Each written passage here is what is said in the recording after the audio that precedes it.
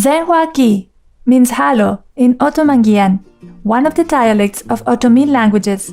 I am Marta, the Otomi people in Mexico. Thank you for always choosing the compassionate way of life. May heaven bless you always.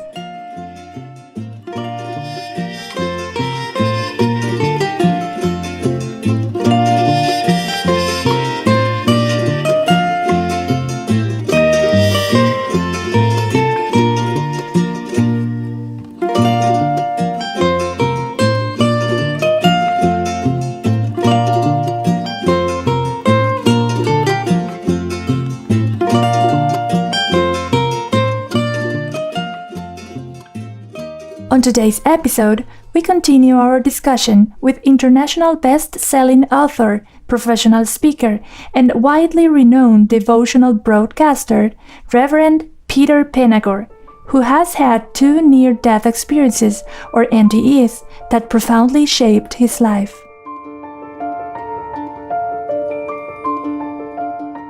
Peter explains that his NDEs greatly intensified his desire to turn inward. Since his first NDE, he has devoted time each day to meditation and prayer.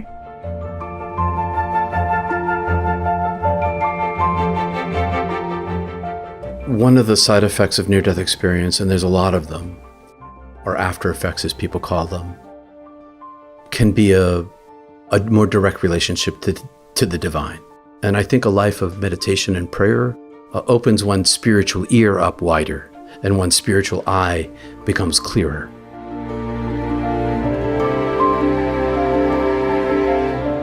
Reverend Panagore has practiced meditation for more than 40 years. A few years ago, he had a remarkable inner experience. One evening, when he returned home after hosting a late-night broadcast program, he tried to rest. However, he found himself unable to sleep, so he decided to meditate instead. I decided to meditate. And as soon as I began my chant, I was plucked out of myself and carried, how do I describe this? It's like it wasn't my soul self. It was more like a combination of soul and spirit. People talk about their astral body. It was more like an astral body thing, but not as defined. And so I was plucked and pulled outside myself and brought into an ocean of sound. Some people call it the choir of angels or the cosmic music, but it was the most beautiful, complex sound of frequencies that pervaded the existence of all of the space that I was in. And it seemed like it was above the material world, but it penetrated into the material world. But I was in some sort of heaven, and I was also an individuated sphere of this very same sound of cosmic love frequency, the most beautiful music. And I was being raised up through this ocean, maybe carried by my angel, and I was raised rapidly up through this ocean of the divine self, of sound, of music. All things were made of this frequency. And as I got to the very top of it, I approached the very edge of light itself. And as I got to the light, my mind became active again, and I was plummeted out, back into my body. And over the next 3 hours, I would pulse between this world and that world. And when I would close my eyes, I would be raptured out of myself and brought into the divine healing frequency of beauty and love and fullness of being. And in between, when I was back in my body, I was lying on the sofa. I remember hearing the kids working on their homework in the other room, and I closed my eyes and I'm out of myself, and I open my eyes again and my wife is standing there, and I close my eyes and I'm out of myself. And so I'm pulsing back and forth between these two worlds, and each time I don't go as far as I did before. And I opened my eyes and it was over, and I began to feel back in my body again. Only once again I was feeling the stress of being not my soul self, being contained inside this physical thing that I didn't understand anymore. And I didn't remember who Peter was. I just knew that I was this frequency. I was this love. I was this sound. I was this music. And I was not this thing. Peter explains that all human beings, rich or poor, high-ranking or living in rags have the same inner light of the divine. But what about animals? Do they also have this radiant inner light?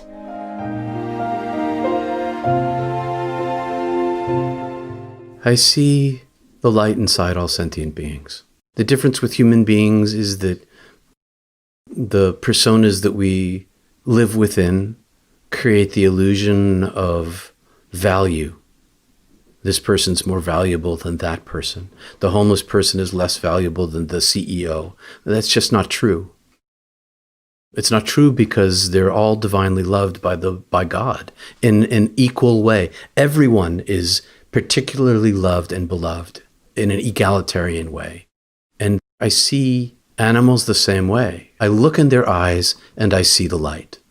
And I don't see a difference between the light inside my dog's eyes or the light inside a human's eyes.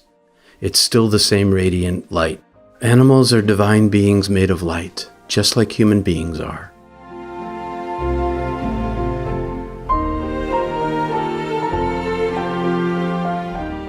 Reverend Panagore shares another story about animals. One time, when he was a student attending Yale University, he decided to visit a Trappist monastery. During his stay there, he had an interesting experience with a little chickadee. And so I went to the monastery, and before my meeting with my monk, I was there for several days. I went out I was a bird watcher at the time. And so I decided to go bird watching. They had 2,000 acres of property. And so I took off my shoes and I decided to go on a super silent, very focused bird watch, which to me meant walking meditation. Every step I took was total consciousness of feeling exactly where I was. Break no twig, brush no leaf, move with control and breath. And so I was on this bird watch and I'm listening and I round this corner and I hear the song of a black-capped chickadee. And I stop and I'm very quiet interiorly. And I listen and the bird comes closer to sing and closer to sing. And suddenly it lands on this branch above me. And I'm looking at it and I put my finger up. I lift my finger up for it. And it comes down and it lands on my finger. And then it leaps from my finger and it comes up and it touches its beak to my nose and its talons to my chin and it beats my cheeks with its wings and it flies back up to the branch. And I'm still very peaceful and very centered and not thinking, just breathing, just being. And I look into its eyes. And when I look into its eyes, I see the divine light inside it. And I know that it sees exactly the same divine light inside of me. And it's not a separate light. It's not his light or her light and my light. It's one light. I understood at that moment that all breathing beings, whether they breathe water or air on earth, are made of the very same light as I am, and that they have the same connection to the divine as I do. And the truth is that animals are divine as well as human beings. The fish and the birds and the deer in the woods, even the fisher cat and the skunk, they're all made of divine light, just like me, just like you. I feel the radiance from them, and I feel it from trees. I feel it from flowers. I feel it's everywhere all the time. Everything is made of this. Every molecule, everything is made of light. Everything is made of love. Living beings, plants and animals. And so when I encounter an animal, a cow or a horse or a dog, I can just feel the divine self inside them.